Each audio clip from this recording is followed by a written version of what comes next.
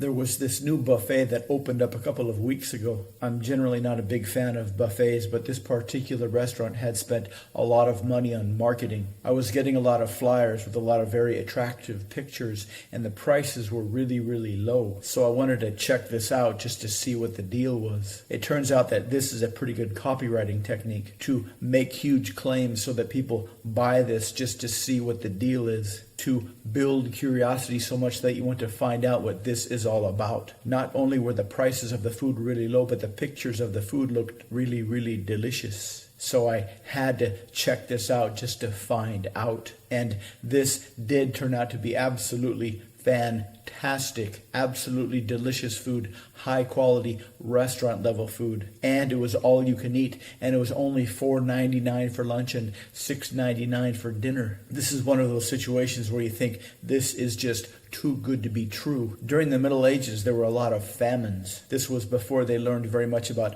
farming technology. And while the population did essentially triple in size in Europe from 1000 AD to 1300 AD, it wasn't a steady growth situation. There were definite surges and unexpected declines. And in some of these situations, they had to resort to cannibalism. There are plenty of documented cases of people in the Middle Ages that had to dig up dead people to eat them so they wouldn't starve to death. And if they couldn't find any freshly buried people, they would have to go out and kill people and then eat people just so they could stay alive. Nobody really likes to think about cannibalism, but if you have a choice between dying and eating a dead person to stay alive, most of us would choose to eat a dead person. It's hard to imagine now, but when you are hungry and you are super desperate to stay alive, you'll do anything. My friend told me about this hospital once. I don't know how the topic of hospital food came up. It's like we were talking about one thing and she just decided to switch topics for fun or something. She said there's this hospital that is famous for the cafeteria, really cheap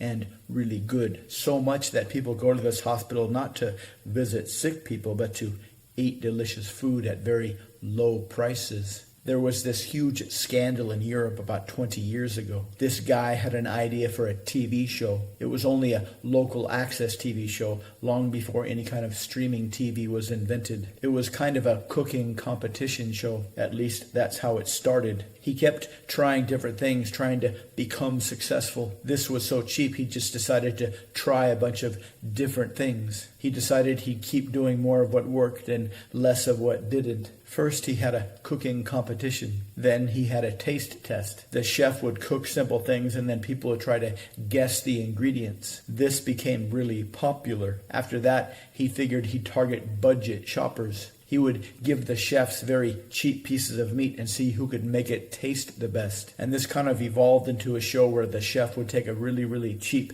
piece of meat and try to dress it up with sauces and spices. And then people would eat it and try and guess the specific cut of the meat. That's when this guy suddenly went off the rails and went insane.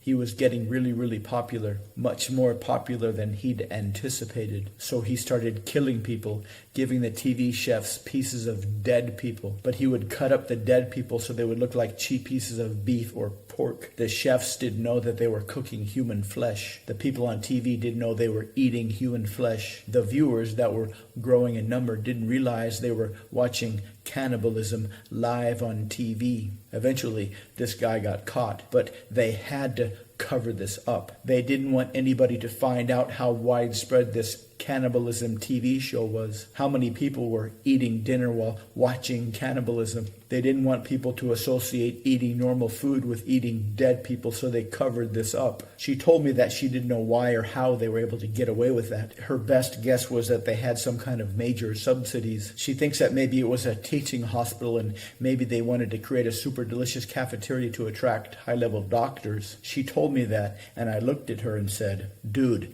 this doesn't make any sense." And she looked back at me and said, "I know you think I'm making this up, but this is totally true. They say that a society is really only 3 meals away from a revolution. that when people start to get really hungry, they'll do anything to get food. But at the same time, all episodes of cannibalism are always covered up. The job of the government is to protect us, to keep us fed, to keep us safe. So if it gets so bad we have to kill and eat each other, that's a clear sign the government is not doing their job. But there are plenty of cases where people have a stark choice to die or to eat dead people. Of course, when you have a full stomach, nobody likes to think about eating dead people. But when you really believe that you are going to die, your survival instincts will kick in. You'll do anything to stay alive. It turns out that this guy was using a not so well thought out marketing and business plan. His plan was to borrow a bunch of money, spare no expense in creating delicious food for a cheap price. So it turns out it was costing him about $150 to sell his